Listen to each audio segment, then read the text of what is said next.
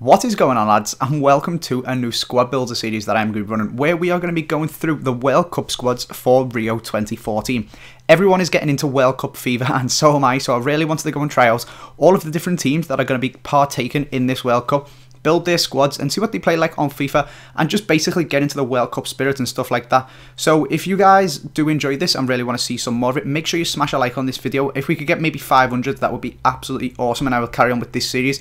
And I also really want to get you guys involved in it as well. So we are going to be doing England this time. If you guys want to go out and build it, pick up some of these players. Of course, some of them are very good players. Obviously, one of the main ones is Wayne Rooney, who is probably the highest rated in this team, probably the most expensive as well, but they've all got all sorts of different informs. If you want to go get yourself any coins for that, there's a link down in the description to UT Coins for you. Use the code AJ3 and you get yourself 5% off, and I'd recommend going picking up some coins before Team of the Season comes out. Coins are about £7 or £8 per 100k now, and obviously you get the discount, but when Team of the Season comes out they will start to go back up in prices. But let's get back into this, and first off we are just going to pop this onto England, and we're going to start off with the goalkeeper, who is of course Manchester City's #1 Joe Hart, a very good goalkeeper, and basically England's first choice goalkeeper for a very long time now, and probably for a very long time into the foreseeable future. He's only born in '87, so that makes him 27, so I think that's right if I have done my maths properly. Oh, maybe it's his birthday in a couple of days actually, he might only be 26, but he's a very young for a goalkeeper and will be around for the foreseeable future.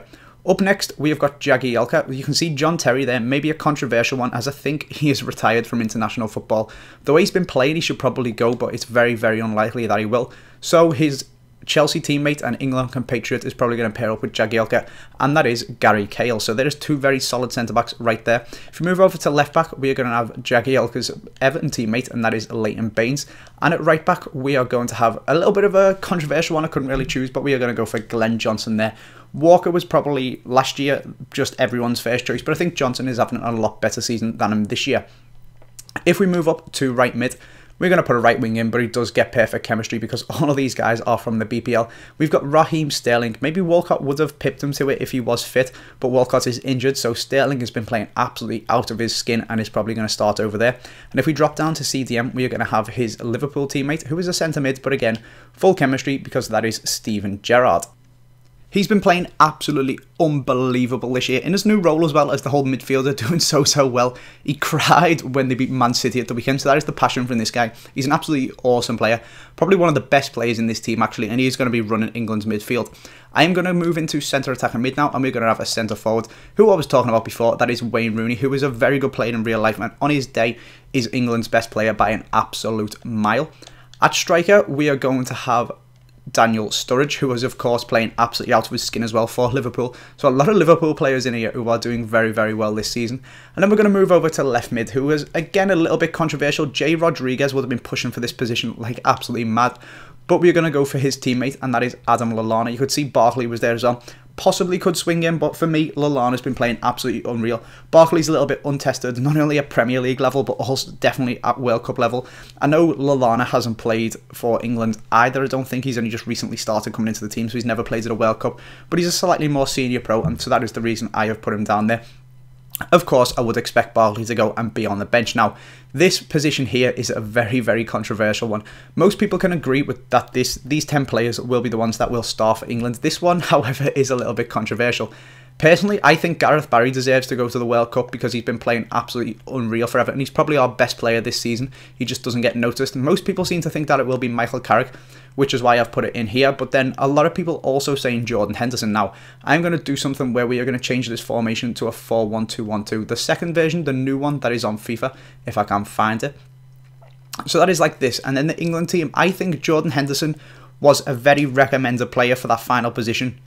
But I think what would happen is Rooney would move to striker, Sterling would go like there, and then you would swap Michael Carrick for Jordan Henderson here and bring him on as a substitute. I don't have him in my squad, so we will instead just remove Carrick, so that blank spot would be Henderson, and it would essentially be Liverpool's midfield and strike force with Rooney for Suarez and Lallana for Coutinho. So I think that could work very well if England go a goal down or need to get a goal back. So although I think Henderson is a very good player, I think Carrick should start, and then because Henderson just isn't a defensive midfielder, and then if something happens and we need to get a goal back, Gerrard can drop back and we can move into this formation. So that's what I think, and I would really want to know what you guys think as well.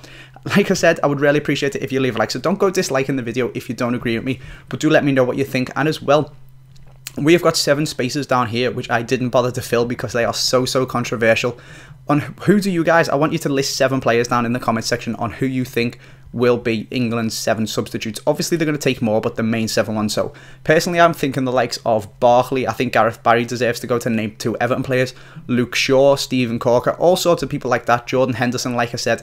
Let me know who you guys think, and I will be sure to read through them comments and maybe reply to a few of them and give you all guys thumbs up if I think that you are correct and which are the better ones. But apart from that, lads, that is the video. We're going to have some goals with this team at the end. It's a pretty good team to use, actually. Sturridge for pace. Rooney's a very good player, and it's just all around a pretty sweaty team. So hopefully England can do as well in the World Cup as they do on FIFA. But apart from that, lads, I hope you have enjoyed it. Like I said, make sure you leave a like if you have. Make sure you subscribe if you are new. Enjoy the goals, lads, and I will see you next time.